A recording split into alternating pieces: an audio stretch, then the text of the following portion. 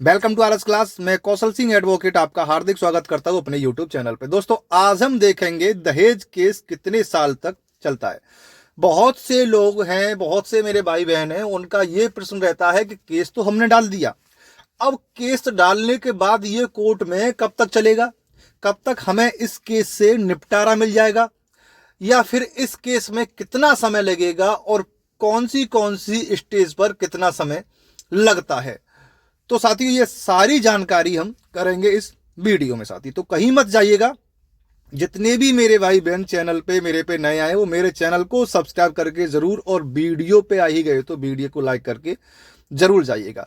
तो देखेंगे इसमें कि कितनी समय अवधि है। अगर फास्ट ट्रैक में कोर्ट में केस अगर चला जाए तो कितनी समय अवधि है, और आखिरकार में लास्ट समय सीमा इस केस की कितनी होती है, और कैसे इसे खत्म किया जा सकता है। जी हाँ दोस्तों, इसे जल्दी से जल्दी कैसे खत्म किया जा सकता है, ये भी बात हम इस वीडियो में जानेंगे। तो बने रहिएगा, कहीं मत जाइएगा। ज्यादा समय ना लेते हुए स्टार्ट करते हैं आज की वीडियो। Let's go. चलिए दोस्तों, देखिए, केस की प्रकृति के आधार पर समय अवधि। पहली जो इसकी हेडिंग है वो है कि केस की प्रकृति के आधार पर समय अवधि कितनी होती है, यानी केस किस प्रकृति का है और उसकी समय अवधि कितनी है। बहुत से लोगों के मन में ये प्रश्न रहता है कि आखिरकार में ये जो केस हैं दहेज के, ये कब तक चलते हैं, कितनी साल तक चलते हैं। तो देखिए, 498A जो अब बीएनएस में हो गई है, धारा 85, कितनी हो गई, धारा 85, ये आईपीसी में थी 498A। क्रूरता का मामला कब डाला जाता है, क्रूअल्टी के आधार पर यह मामला डाला जाता है। आमतौर पर 3 से 7 साल तक चल सकता है। कब तक चल सकता है, समय अवधि क्या है इसकी, 3 से 7 साल तक। दहेज निषेध अधिनियम 1961, धारा 3 धारा 4, धारा 3 धारा 4, 2 से 5 साल तक। देखिए, जो धारा 3 धारा 4 क्या थी कि दहेज लेना और दहेज देना, ये क्या था कि दहेज लेना दहेज देना, और 498 थी दहेज, दहेज की जो धारा है 498 थी। तो इसमें हो सकती है आपकी समय अवधि 3 से 4 साल, और दहेज लेना और देना 2 से 5 साल तक। धारा 304 भी, यानी दहेज हत्या कर दी जाती थी, वो अब आ गई है धारा 80 में, धारा 80 बीएनएस में। तो जो पहले जानी जाती थी वो जानी जाती थी धारा 304 भी, दहेज मृत्यु। इसमें थी 5 से 10 साल तक, या क्योंकि यह गंभीर मामला होता है, 10 साल से अधिक भी होता है क्योंकि यह गंभीर मामला होता है, इसीलिए क्योंकि इसमें दहेज के कारण किसी स्त्री को मार दिया जाता है। चलिए आगे चलते हैं। देखिए, आगे देखते हैं। आगे अगर दूसरी हेडिंग की बात की जाए, दूसरी हेडिंग है आपकी कि जमानत और चार्जशीट की प्रक्रिया क्या रहेगी। देखिए, इसमें जमानत और चार्जशीट की प्रक्रिया क्या रहेगी कि एफआईआर दर्ज होते ही गिरफ्तारी का खतरा रहता है। क्या रहता है कि एफआईआर जैसे ही इसमें लॉन्च हो जाती है तो गिरफ्तारी का खतरा बढ़ जाता है। लेकिन सुप्रीम कोर्ट ने निर्देश दिया है, सुप्रीम कोर्ट में इसमें बहुत ही बड़ा निर्देश दिया है वो, कि तुरंत गिरफ्तारी ना हो। वो इसलिए दिया है ताकि ये जितने भी दहेज के केस थे वो झूठे पाए गए थे। तो झूठे जो दहेज के केस पाए गए थे, तो कोर्ट ने कहा, सुप्रीम कोर्ट ने कहा कि जो इसमें तुरंत गिरफ्तारी होगी वो तुरंत गिरफ्तारी नहीं होगी। तुरंत गिरफ्तारी को बंद कर दिया गया सुप्रीम कोर्ट ने, झूठे दहेज केसों की वजह से। चलिए आगे जानते हैं।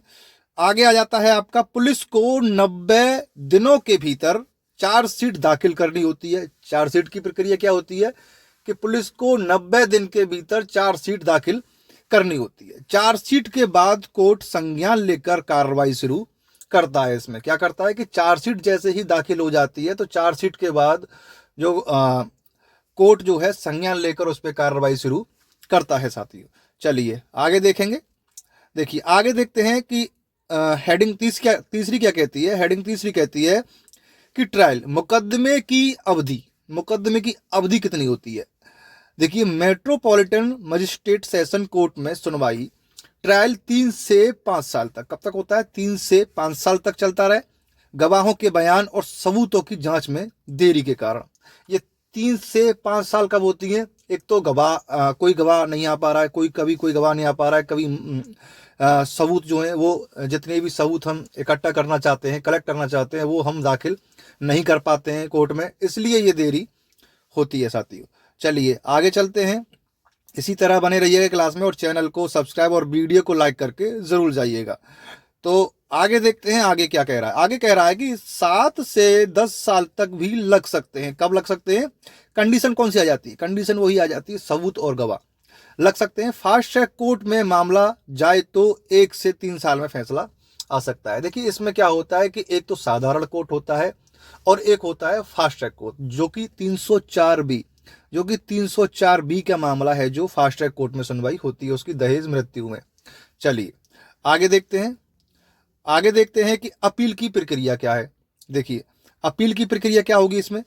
सेशन कोर्ट अपील 1 से 3 साल, हाई कोर्ट अपील 3 से 7 साल, सुप्रीम कोर्ट अपील 5 से 10 साल। ये अपील की प्रक्रिया होगी इसमें। तो ये आपको क्लियर हो गई होंगी कि अपील की प्रक्रिया क्या है इसमें।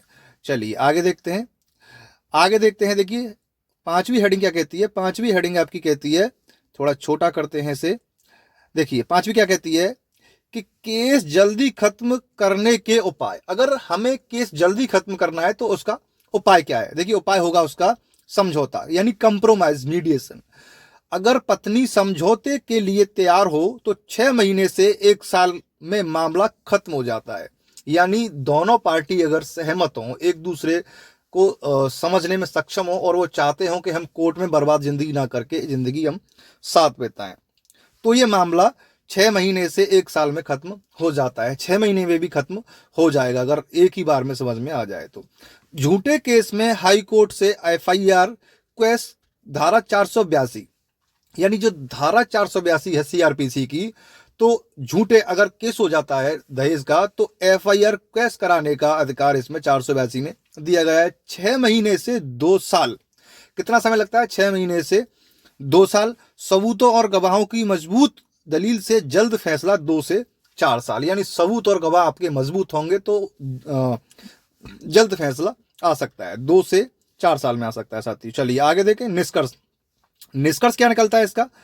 देखिए दहेज का मामला सामान्यतः 3 से 7 साल तक चलता है, लेकिन केस की जटिलता, अदालत की कार्रवाई और अपील के कारण यह 10 साल से अधिक भी हो सकता है। ये केस पर निर्भर करता है कि केस किस कंडीशन का है, किस राह पे जा रहा है, कहाँ चल रहा है, स्टेज केस की क्या चल रही है। अगर सही कानूनी रणनीति अपनाई जाए तो इसे जल्दी निपटाया जा सकता है। यानी अगर सही कानूनी रणनीति अगर अपनाई जाए तो इसे जल्दी निपटाया जा सकता है।